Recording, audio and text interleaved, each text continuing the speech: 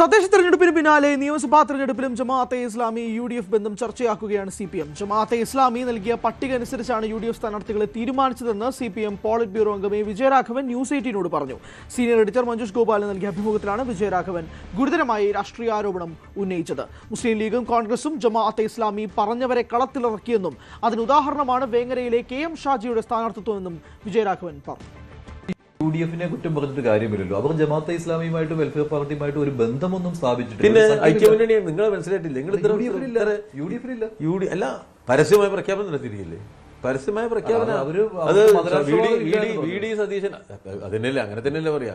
VD സതീശനാണ് ആ പ്രഖ്യാപനം നടത്തിയത്. പിന്നെ സാദിഖ് അലി ശിഹാബ് തങ്ങളാണ് പ്രസ്താവന നടത്തിയത്. അവരൊരു മുന്നണിയാണ്.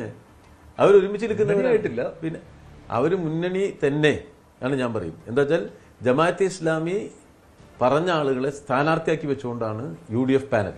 അത് നിങ്ങൾ നോക്കിയാൽ മതി. ജമാഅത്തെ ഇസ്ലാമിക്ക് അതൊരു സമീപനമാണ്. അതായത് ജമാഅത്തെ ഇസ്ലാമിക്ക് കൂടി വേണ്ടപ്പെട്ട ആളുകളെ UDF പാനലിൽ കൊണ്ടുവരിക. അത് UDF ചെയ്തിട്ടുണ്ട്. പക്ഷെ അത് താങ്കൾ ഒരു ഉദാഹരണ സഹിതം പറയാൻ പറ്റുമോ? അതാ നിങ്ങൾ സൂക്ഷിച്ചു നോക്കിയാൽ കാണാൻ കഴിയും. മതമാണ് പ്രശ്നം എന്ന് പറഞ്ഞ ആൾ കാൻഡിഡേറ്റാ. അതിന് എന്റെ ഉദാഹരണം. ഷാജി ജമാഅത്തെ ഇസ്ലാമി ബന്ധമുള്ളയാളാണോ? ജമാഅത്തെ ഇസ്ലാമിയുടെ മുദ്രാവാക്യം വിളിക്കുന്ന ആളാണ്.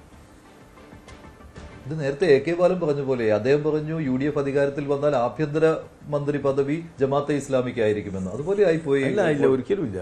ഞാൻ ഇവിടെ ഇത് നമ്മളെല്ലാവരും കേട്ടില്ല, നിങ്ങളും ഞാനും കേട്ട ഒരു ഇതാണ് അത്.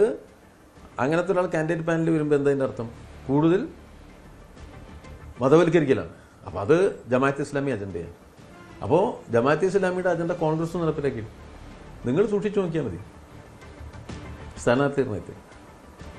അപ്പോൾ ഇത്തവണയും ജമാഅത്തെ ഇസ്ലാമിയുടെ പിടിയിലാണ് UDF. തദ്ദേശ ഭരണ തെരഞ്ഞെടുപ്പിൽ ഈ ആരോപണം ഉന്നയിച്ചതാണ് LDF. പക്ഷെ അത് വിജയിച്ചില്ല ആരോപണം. ഒരു സംശയമില്ല. കൂടുതൽ വാർത്തകൾക്ക് News 18 Keralam YouTube channel subscribe ചെയ്യുക.